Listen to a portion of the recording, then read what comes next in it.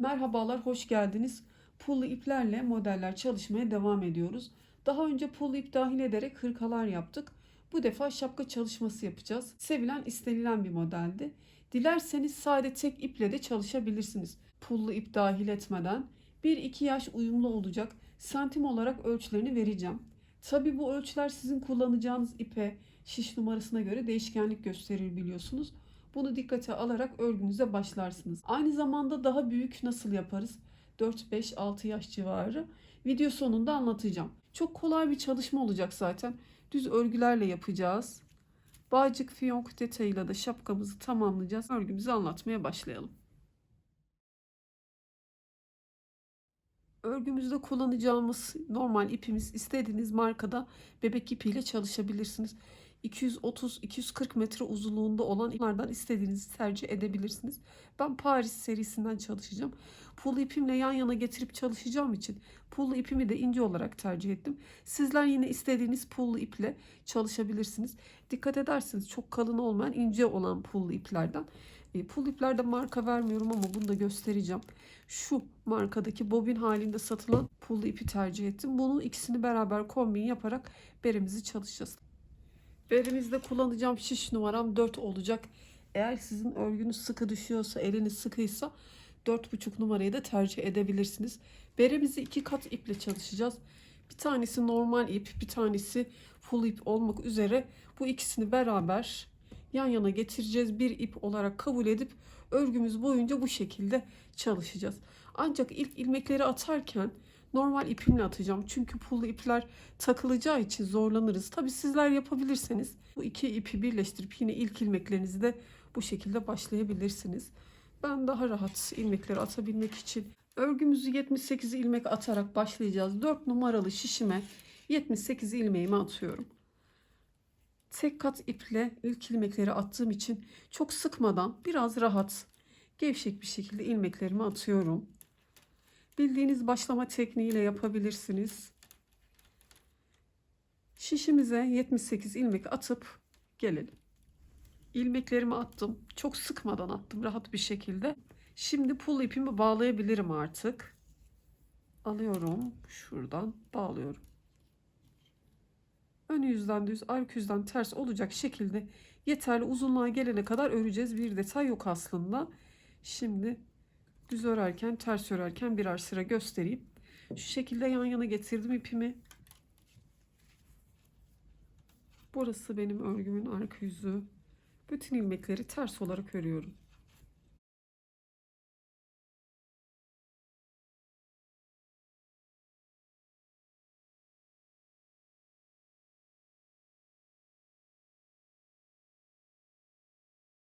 Hepsini ters olarak örelim. Ön yüze geçelim.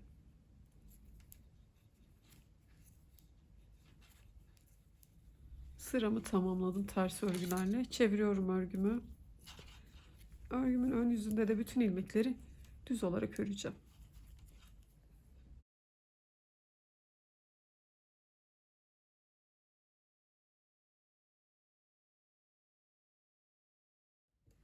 Yine sıramı tamamladım. Bütün ilmeklerimi düz olarak ördüm.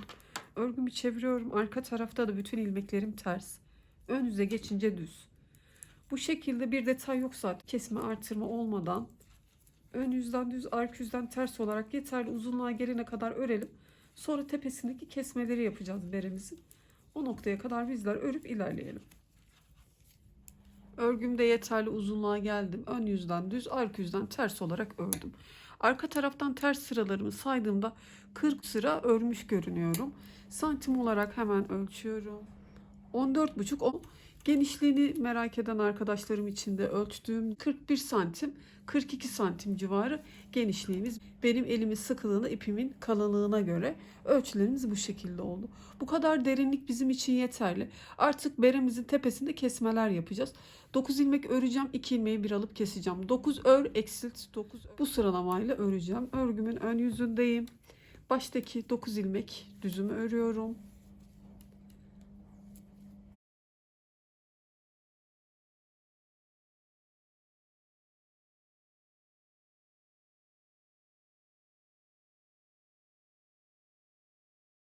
İki, 4, 6, 8, 9. Buradan 2 ilmeğimi ikisini birden düz olarak örüyorum. Bir ilmek eksiltmiş oluyorum. Eksilttikten sonra yine 9 düz örüyorum. 1 2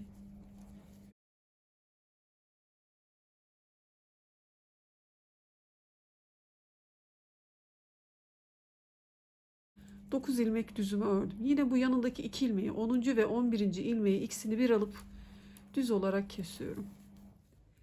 9 düz örüyorum. 1 2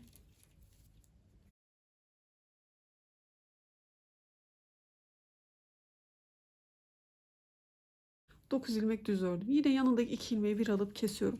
Bu sıralamayla örüyoruz. 9 örüyoruz. 2 ilmeği bir alıp kesiyoruz şeklinde ilerleyelim. İlerledim. En son kesmemi yaptıktan sonra 9 düzümü ördüm. Şişimde 3 tane ilmeğim kaldı. 9 düzü ördükten sonra yine bu 2 ilmeği bir alıp kesiyorum. Örgümün sonunda sürekli bir tane ilmeğim kalacak. Bu kalan bir ilmeğimi de yine düz olarak örüyorum. Örgümü çeviriyorum. Arka tarafta hiçbir kesme vesaire yapmıyoruz. Bütün ilmekleri ters olarak örüyoruz. Örgümüzün ön yüzünde kesmeler yapıyoruz. Arka taraftan bütün ilmekleri olduğu gibi örelim. Tekrar ön yüzde kesmeler yapmaya devam edelim. Arka yüzden sıramı tamamladım. Tekrar örgümün ön yüzündeyim. Baktığımızda 7 yerde eksiltmiş olduk ve şişimizde şu an 71 tane ilmeğim kaldı. Bu defa 8 ilmek öreceğim ve 2 ilmeği bir alıp keseceğim.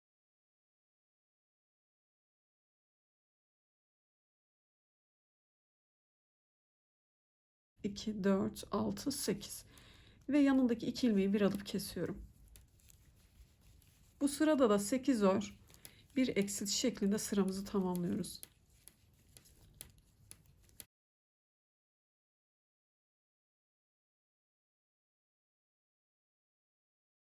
Sekiz düz ördüm. Yine yanındaki 2 ilmeği bir alıp kesiyorum. Kestikten sonra sayıyorum. 1 2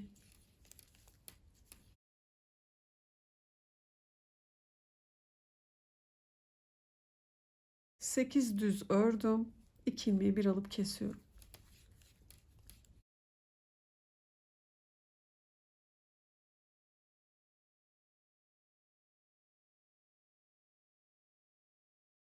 Sekiz düz ördüm. 2 ilmeği bir alıp kesiyorum. Bu kesme ilmeğimi saymadan 8 ilmek örüyoruz ve kesmemizi yapıyoruz. Bu sıralamayla yine örgümüzün sonuna gelelim. Örgümüzün sonunda yine bir ilmeğimiz kalacak. Kalan ilmeği de örüyoruz. Arka yüze geçiyoruz. Arka tarafta hiçbir eksiltme yapmıyoruz. İlmekleri olduğu gibi ters olarak örüyoruz. En son 8 ilmeğimi ördüm ve 2 ilmeğimi bir alıp kesiyorum. Şişimde bir tane ilmeğim kaldı. Kalan ilmeğimi de ördükten sonra örgümün arka yüzündeyim. Burada bütün ilmeklerimizi ters olarak örelim. Tekrar ön yüze geçelim. Kesmeler sadece örgümüzün ön yüzünde. Arka yüzden sıramı tamamladım. Tekrar örgümün ön yüzündeyim. Bu sırada da 7 öreceğiz. Sonra 2 ilmeği bir alıp eksilteceğiz. Böyle böyle 7 ör, eksilt. Sonra tekrar örgümüzün ön yüzüne geçtiğimizde 6 ör, eksilt. Bu sıralamayla devam edeceğiz. Eksiltme mantığının anlaşılır olduğunu düşünüyorum. Yine ben size göstereyim. 2, 4, 6, bir tane fazla örmüşüm. 2, 4, 6, 7 ilmek ördüm. 2 ilmeği bir alıp kesiyorum. Yine kestikten sonra sayıyorum. 1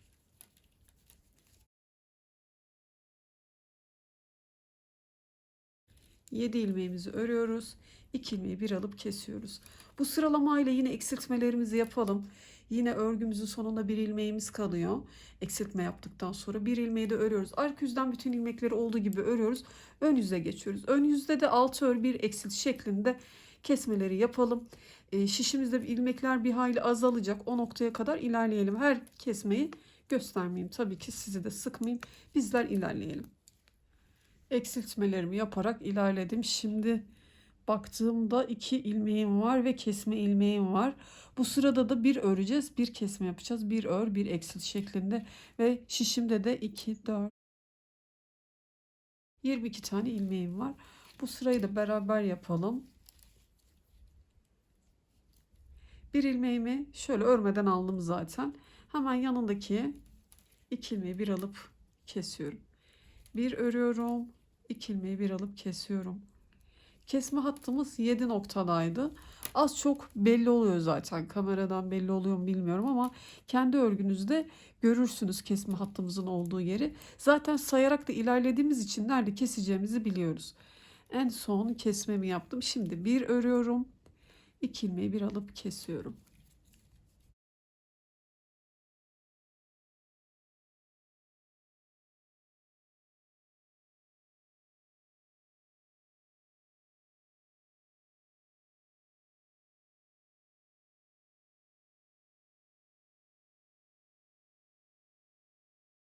Son kalan ilmeğimi de örüyorum.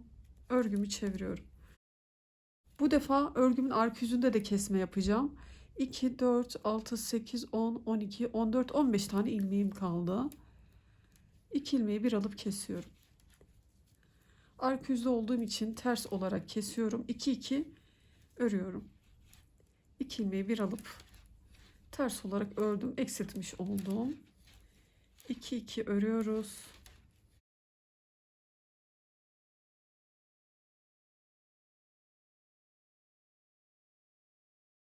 Son kalan ilmeğimi de örüyorum.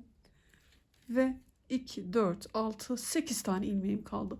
Bu 8 ilmeğimizi artık iğne yardımıyla içinden ipimi geçireceğim ve toplayacağım hepsini birden. İsterseniz sizler tığ yardımıyla da yapabilirsiniz. Beremizin tepesindeki kesme işlemlerini tamamlamış olduk. Şimdi burada pul ipimi birazcık daha kısa ama şu normal ipimi biraz daha uzun keseceğim. Çünkü onu dikişte kullanacağım. Pul ipimi şu kadar uzunlukta bırakarak kestim. Normal ipimi de dikebileceğim şekilde. Zaten şurada da biraz ipim var. Onu da dikişte kullanırım. Şöyle biraz daha uzun kestim. Şurayı bağlayacağım.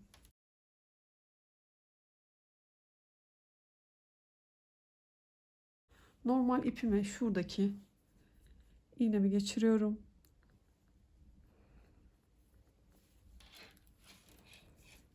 İlmeklerimin içinden geçiriyorum.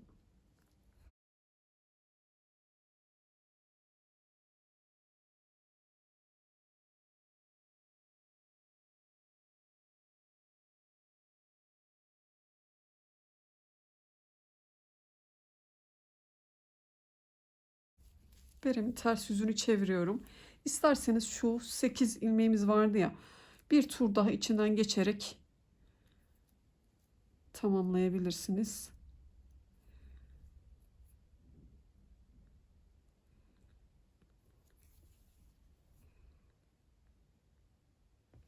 İlmeklerimin içinden geçiriyorum tekrar ve dikmeye başlayacağım.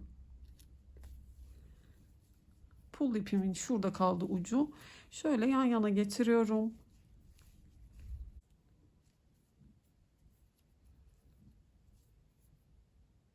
Ve dikişimi yapıyorum. Bildiğiniz gibi çok kalın olmayan dikişle beremizin yan dikişini yapalım.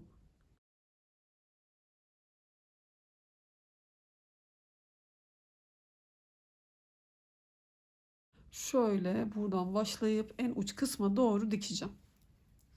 Dikişimi tamamladım. Şuradaki iplerimi de iğne yardımıyla ya da tığ yardımıyla içinden geçirerek temizleyebiliriz. Size bu haliyle santim ölçülerini vereyim. Şimdi sizin kullanacağınız pul ipin kalınlığı, ipinizin kalınlığına göre örgünüzün büyüklüğü değişebilir. Burada beni takip ederken santim ölçülerini baz almanız daha doğru olacaktır.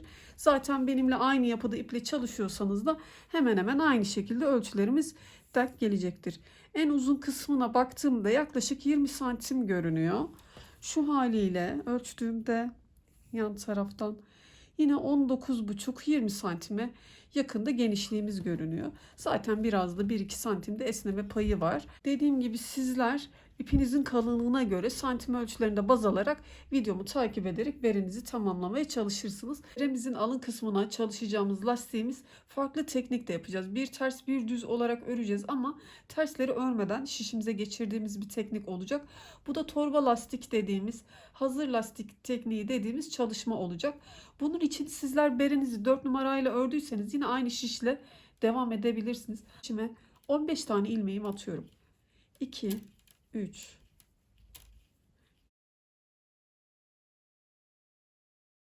15 tane ilmeğimi attım. Bildiğiniz başlama tekniğiyle başlayabilirsiniz. Aynı zamanda bu ilmek sayısı da kendi ipinizin kalınlığına göre ayarlayabilirsiniz. Bu standart bir ölçüde değil. Şöyle zaten alın kısmında çalışacağımız bu enliliği kendi zevkinize göre ayarlayabilirsiniz. Eğer ipiniz kalınsa 15 değil de 10 ilmek atabilirsiniz. Ya da diliyorsanız ben daha geniş bir lastik çalışması yapmak istiyorum diyorsanız 2-3 ilmekle fazla başlayabilirsiniz.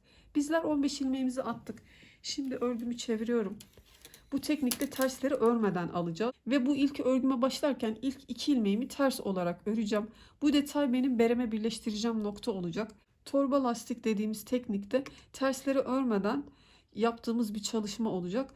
Örgüme de başlarken ilk 2 ilmeğim ters olacağı için buradaki 2 ilmeğimi örmeden şişime geçirdim. Yanındaki ilmeğim düz, ipimi arkaya alıp düzüme ördüm. İpi öne aldım. Tersimi örecekmiş gibi ama örmeden boş olarak şişime geçiriyorum. Ama ipimi öne almam gerekiyor. Bu detayı atlamayalım. İpi arkaya aldım. Düzüme örüyorum. İpimi öne aldım ancak ters ilmeği örmeden boş olarak şişime geçirdim. Arkaya aldım. Düzüme ördüm. Öne aldım ipimi. Tersi örmeden şişime geçiriyorum. Düzümü ördüm. İpi arkaya alıp öne aldım. Tersi örmeden şişime geçiriyorum. İpi mutlaka ön tarafa alalım ki ondan sonra ters ilmeği boş olarak şişimize geçireceğiz. Arkaya aldım, düz ördüm. Öne aldım, tersi boş olarak şişime geçirdim. Düz ör, ipi öne aldım, tersi örmeden şişime geçirdim. Son kalan ilmeğim düz, düzümü örüyorum. Örgümü çeviriyorum. Aynı teknik bu yüzde de devam ediyor. İlk ilmeği şöyle boş olarak şişime geçirdim. Yanındaki ilmeğim düz, düzümü ördüm. Yanındaki ilmeğim belli oluyor zaten. Tersi örmeden şişime geçiriyorum. İpi arkaya aldım, düz ör. İpi öne alıyoruz. Tersi örmeden şişimize geçiriyoruz. Düzümü ördüm. Şuradaki ilmeğim zaten belli. Tersi örmeden şişime geçiriyorum. Yine ipimi öne aldım. Tersi örmeden şişime geçiriyorum. İpi öne aldım. Tersimi örmeden şişeme geçirdim. Son kalan iki ilmeğim bu yüzde düz oluyor. İpi arkaya alıp tabi buradaki düzlerimi, iki düzümü örüyorum. Örgümü çeviriyorum. Baştaki ilk iki ilmeğim ters örmeden şişime geçiriyorum. Yanındaki ilmeğim düz. Düzümü ördüm. İpimi öne alıyorum yine. Ters ilmeğimi örmeden şişime geçiriyorum. Düzümü ördüm. İpi öne aldım. Ters ilmeği örmeden şişime geçirdim. Tamamen bu teknikle örüyoruz. İpi öne aldıktan sonra tersi örmeden şişimize geçiriyoruz. Düzümü normal örüyorum. Burada ters ilmeği örmeden şişime geçirdim. Son kalan ilmeğim düz. Düzümü örüyorum. Örgümü çeviriyorum. İlk ilmeği örmeden aldım. Yanındaki ilmeğim düz. Düzümü ördüm. İpi öne aldım. Tersi örmeden şişime geçiriyorum.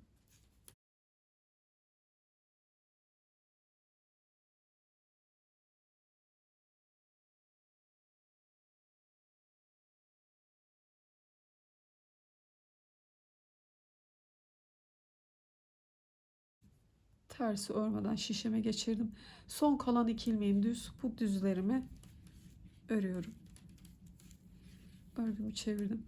Yine burada ilk iki ilmeğim ters. İkisini de örmeden boş olarak şişime geçirdim. Düzümü ördüm. İpimi öne aldım. Tersi boş olarak şişime geçirdim.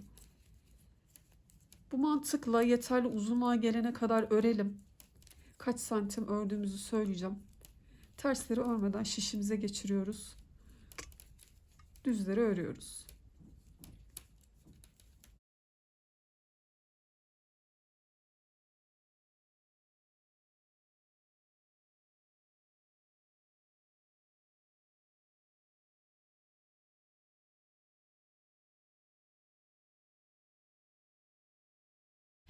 Son kalan 2 ilmeğim burada düz. İkisini düz olarak örüyorum. Örgümü çevirdiğimde de ilk 2 ilmeği örmeden şişime geçiriyorum.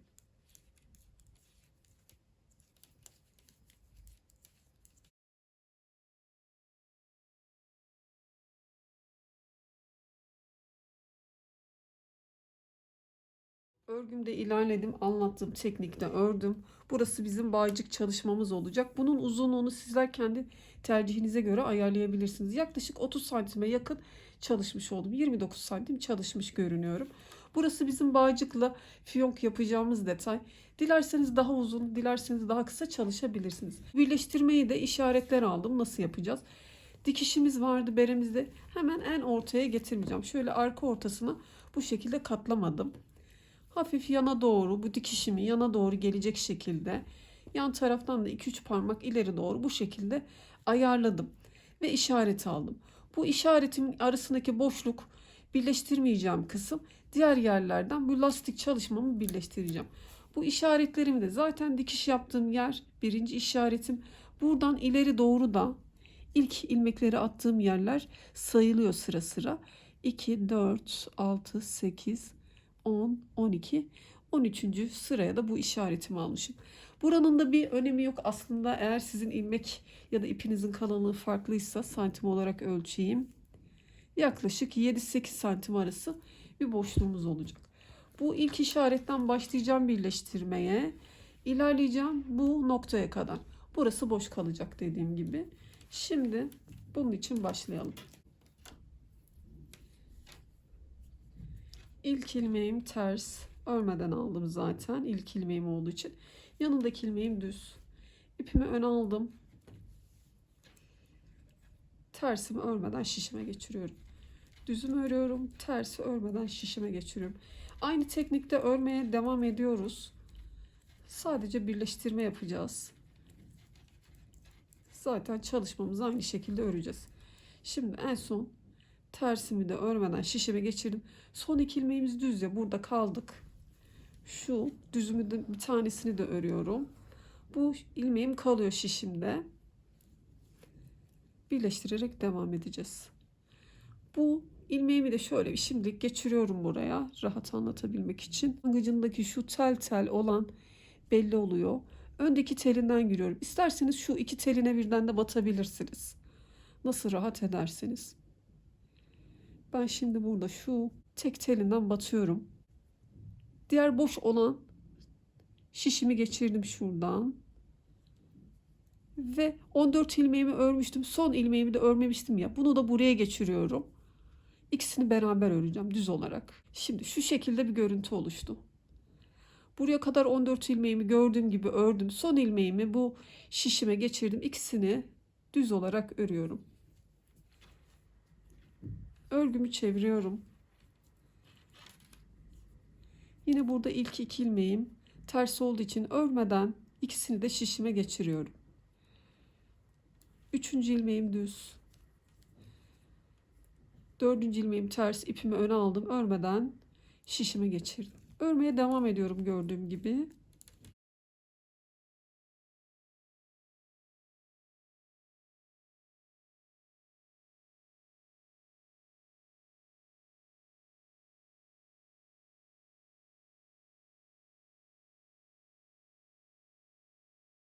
Örgümü çevirdim.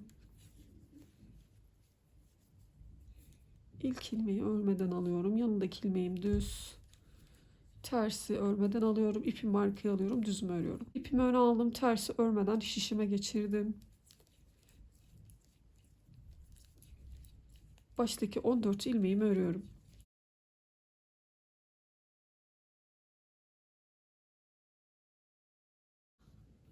...14 ilmeğimi çalışmış oldum. Yine son ilmeğim düz. Ancak bunu da örmeden şöyle şimdilik şişime geçiriyorum. Çünkü buradan tekrar beraber öreceğim için sıramı takip ederek şişimi geçirmem gerekiyor. Tekrar şişimi geçiriyorum. Şu şekilde. Örmediğim ilmeğimi de yanına takıyorum ki beraber öreyim. Şimdi ikisini beraber düz olarak örüyorum. Örgümü çeviriyorum. İlmekleri olduğu gibi örüyorum. Bir değişiklik yok arka yüzden geçerken. Baştaki 2 ilmeği örmeden şişime geçiriyorum. Düz. Tersi örmüyorum. Düz örüyorum.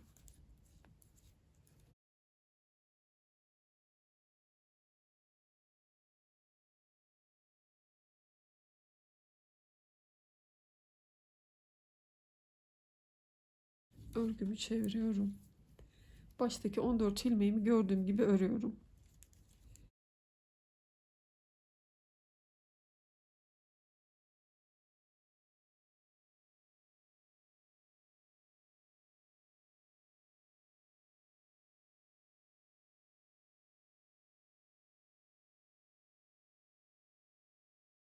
On dört ilmeğimi çalıştım. Bu son ilmeğimi de örmeden şimdilik şu şişime geçiriyorum. Çünkü bunu ilmek olarak beremden bir ilmek elde ediyorum. Şuradan giriyorum. Örmediğim ilmeğimi de yanına takıyorum. İkisini beraber şimdi düz olarak örüyorum.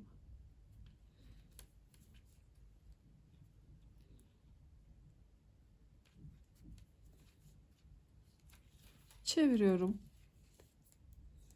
Baştaki 2 ilmeği örmeden şişime geçiriyorum. Çünkü o 2 ilmeğim ters zaten. Tersleri örmeden şişimize geçirmeye devam ediyoruz.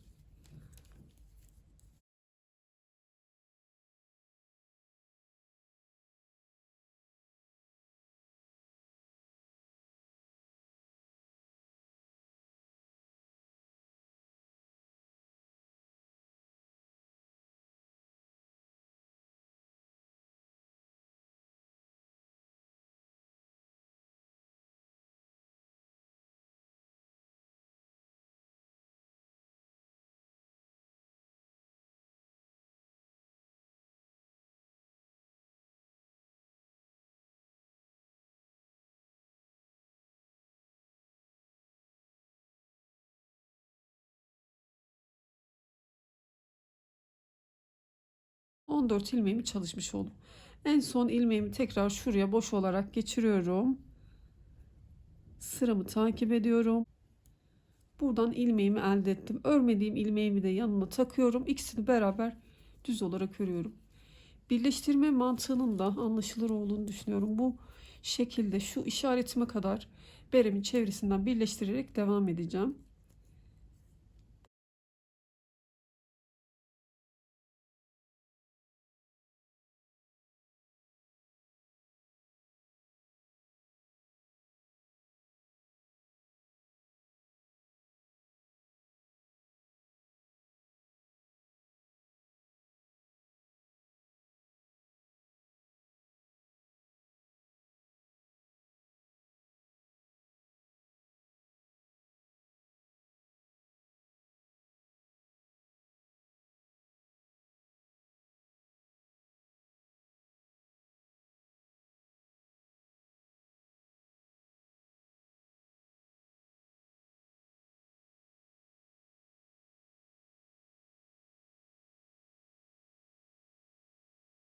On dört ilmeğimi çalıştım.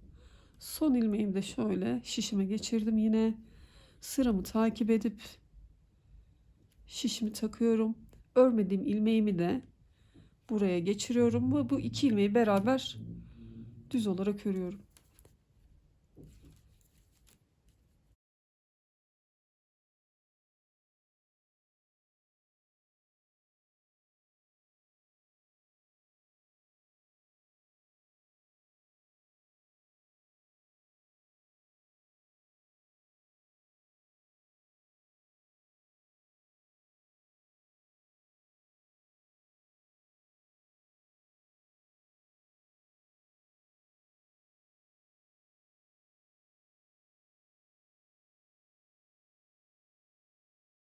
14 ilmeğimi çalıştım. Son ilmeğimi örmeden şöyle şimdilik geçirdim bu şişime. Sıramı takip ederek ilmek elde ediyorum. Örmediğim ilmeği yanına takıp ikisini beraber örüyorum düz olarak. Görüntümüz bu şekilde oluyor. Bu teknikle beremizin çevresini birleştirerek lastik çalışmamızı örelim. Sonra tekrar beraber devam edelim. Birleştirerek örmeye devam ettim. İşaretimin olduğu yere yaklaştım. Şimdi eğer ki sizler çalıştığınızda bu alın kısmındaki lastik kısmı biraz kasıyorsa mesela ne yaparsınız? Beremizi 4 numarayla ördük diyelim. Yarım numara büyük şişle devam edebilirsiniz. Ya da şöyle bir püf noktası vereyim.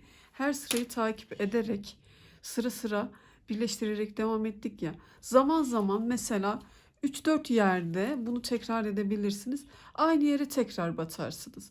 Yanından değil de şurada örerken göstereyim. Öyle bir problem olmadı. Ben zaten örgüm çok sıkı olmadığı için yine 4 numarayla bu lastik çalışmamı birleştirmeye devam ettim. Ancak örerken tabi beremiz biraz daha esnek, alt taraf biraz daha sıkı oluyorsa sizin örgünüzde birleştirme noktasında aynı yere tekrar batarsınız.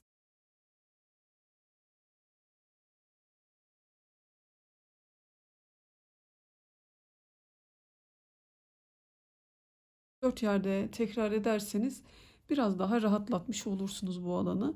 Şimdi en son ördüm, 14 ilmeğimi çalıştım. Şurayı şişime geçiriyordum ya ve yanındaki sırayı takip ettiğimde buraya batmam gerekirken dediğim gibi yaptığımızda şu aynı yere tekrar batıyorum. İlmeğimi buraya takıyorum ve buradan örüyorum. Örgümü çevirdim. Gördüğüm gibi örüyorum zaten.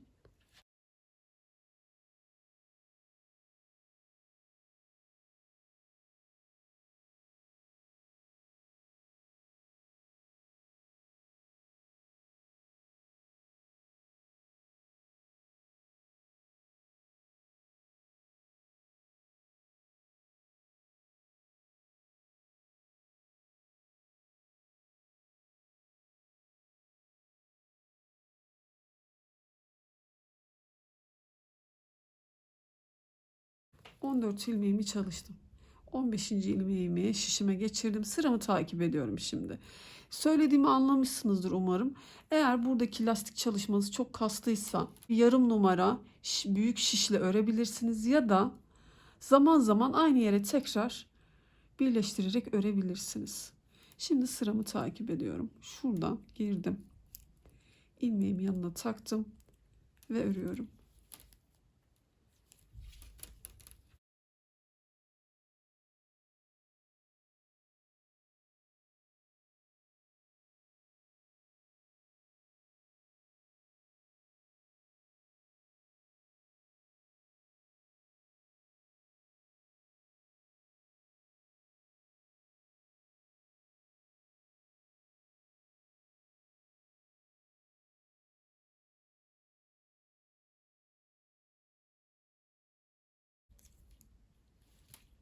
On beşinci ilmeğimi örmeden şişime geçirdim. Sıramı takip ediyorum.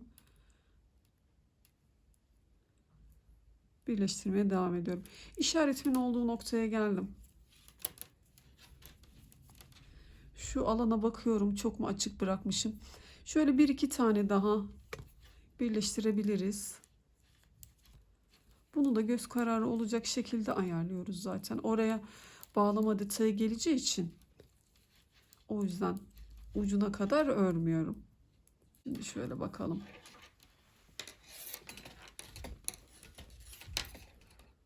Zaten burası çok da esnek olmasın. Alın kısmına geldiği için biraz daha derli toplu olabilir.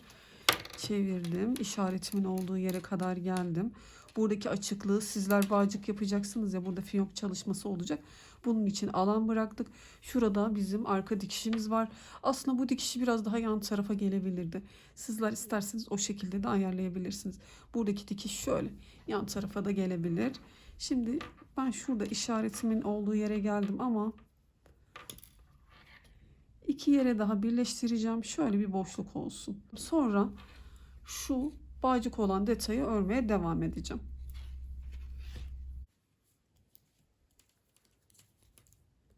İlerledim. Buradaki alan bizim için yeterli. Sadece bu 15 ilmeğimizi örerek devam edeceğiz. Son 2 ilmeğim düzdü. 2 ilmeğimi düz olarak ördüm. Örgümü çeviriyorum, artık birleştirmiyorum. İlk 2 ilmeğim ters, yanındaki düz. Buradaki tersi örmeden alıyorum. Artık bu 15 ilmeğimizi burada olduğu gibi yeterli uzunluğa gelene kadar öreceğiz.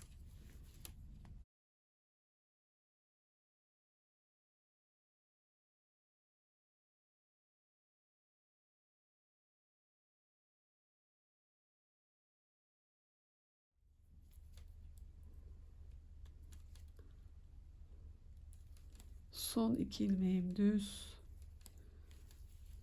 2 düzümü ördüm. Örgümü çeviriyorum. Çevirdikten sonra 2 tersimi de örmeden şişime geçirdim. Düzümü örüyorum. Tersi örmüyorum, düzümü örüyorum. Bağcığımızı yeterli uzunluğa gelene kadar örelim. Sonra bu 15 ilmeğin hepsini kapatacağız, keseceğiz. Beremizi tamamlamış olacağız, şapkamızı.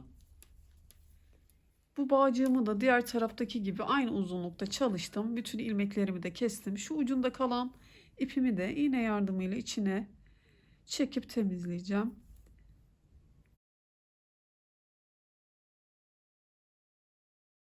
Bağcığımızın uzunluğu yaklaşık 30 santim yapmıştık bir öncekini. Yine bunu da aynı şekilde 1-2 santim uzun kısa olması fark etmez. Şimdi ipimi burada kesebilirim.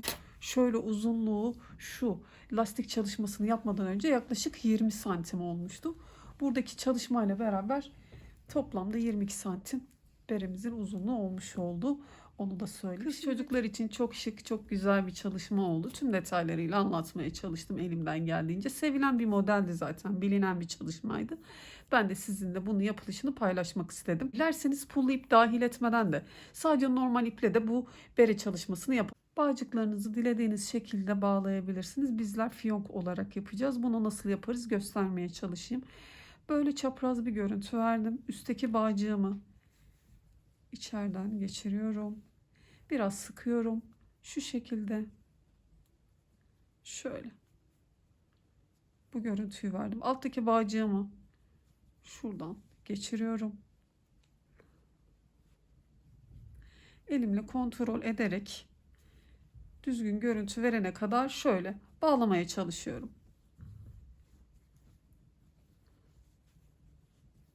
ile tamamlamış olduk. Bizim ördüğümüz beremizin büyüklüğü 1-2 yaş uyumlu oldu. Tabii sizin örgünüze göre, kullandığınız ipe göre, şiş numarasına göre berenizin büyüklüğü değişecek. Daha büyük nasıl yaparız onu anlatmaya çalışayım.